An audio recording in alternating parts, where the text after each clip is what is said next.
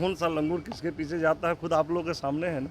चुनाव हार करके भी मंत्री बने तो लंगूर कौन होगा। मेरा ये कहना कि उनको मंत्रिमंडल छोड़ देना चाहिए, ये मैं कहीं उस औकात का मैं अपने आप को नहीं समझता। कभी झुकेंगे नहीं, जब उनका सवाल है तो हम लोग भी तो यही बोलते हैं कभी झुकेंगे नहीं। इसी सवाल पे तो पार्टी से अलग होकर के भारतीय जनता पार्टी में अपने पुराने घर में आए। जिस पार्टी को बने हुए अभी 4-5 साल ही हुआ था और उस पार्टी को उन्होंने समझ लिया था जैसे कि जदयू हो, उनकी सोच होगी अब अंगूर के लिए या मिठाई के लिए वो जा सकते हैं। क्या कुछ परिस्थितियां बन गई, बीजेपी में आ गए?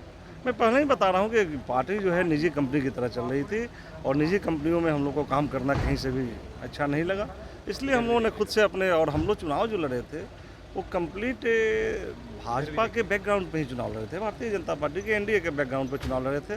तो हम लोग पार्टी क्या छोड़े, हम लोग पुनः उस घर में वापस आए हैं जहाँ जब इनका यूपी चुनाव का समय आया, यूपी चुनाव के बाद में भी बोचहा का समय आया, जब ये एनडीए से अलग होने की बात करने लगे तब जाकर के आप लोग बीजेपी में। नहीं सवाल पता नहीं वो उनकी सोच होगी। अब अंगूर के लिए या मिठाई के लिए वो जा सकते हैं। हम लोग तो पिछले 20 सालों से राजनीति कर रहे हैं, उनका राजनीतिक करियर 6-7 सालों का है, अपने बारे में सोचें। हम लोग तो 20-25 साल से राजनीति। राजू जी, आपने कहा था कि वो फैक्ट्री की तरह पार्टी चला रहे थे। इस सवाल पर मुकेश सैनी कह रहे हैं कि अंगूर के पीछे लंगूर जाता ही है। हाँ। तो जाने वाले गए और वो बुराई करेंगे ही, करने दीजिए। अब पता नहीं बुराई वो करें, मैं तो बुराई नहीं कर रहा हूँ, लेकिन कौन सा लंगूर किसके पीछे जाता है खुद आप लोगों के सामने है ना। चुनाव हार करके भी मंत्री बने तो लंगूर कौन होगा।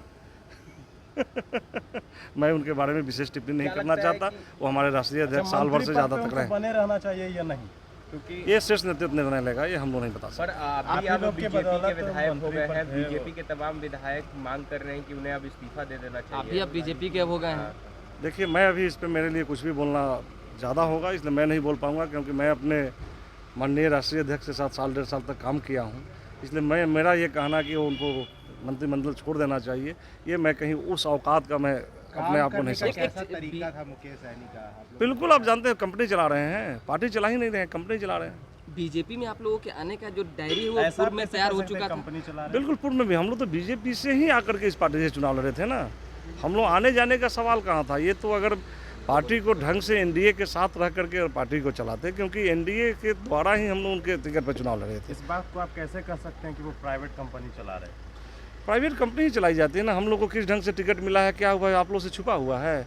और उसके बाद में टिकट मिलने के बाद में चारों विधायक जो थे, चारों विधायक से कोई भी राय ना ले करके, बिना राय लेते हुए ही यूपी के चुनाव में जाना, बोचहा के चुनाव में कैंडिडेट को उतारना, कोई बात नहीं करना, तो ये प्राइवेट कंपनी ने ऐसा करती है। सबसे बड़ा घात मुकेश सैनी ने बोचहा में उपचुनाव लड़कर किया है क्या?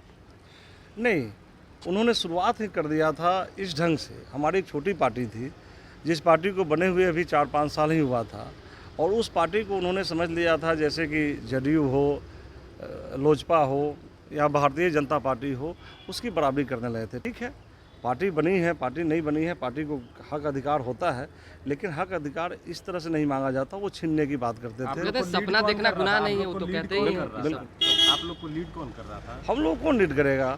पूरे बिहार विधानसभा में आज हमसे सीनियर मात्र 30-32 लोग ही सीनियर हैं। हम 20 साल से राजनीति कर रहे हैं, हमको कौन लीड करेगा भाई?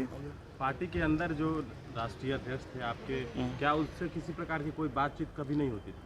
कभी कभार होती थी बात, कभी कभार बात होती थी। उनके पीएस फोन लगा करके बात कराते थे, बात होती थी। बात जब भी बात हुई है, कभी जा करके मिलकर भी बात किया हूँ और अपनी भावना को उनसे अवगत कराते रहता था। आप लोग के माध्यम से 6 महीना पहले से उनको अवगत कराते रहा। मुकेश सैनी बोल रहे हैं कि कभी झुकेंगे नहीं, चाहे जो कुछ भी हो जाए।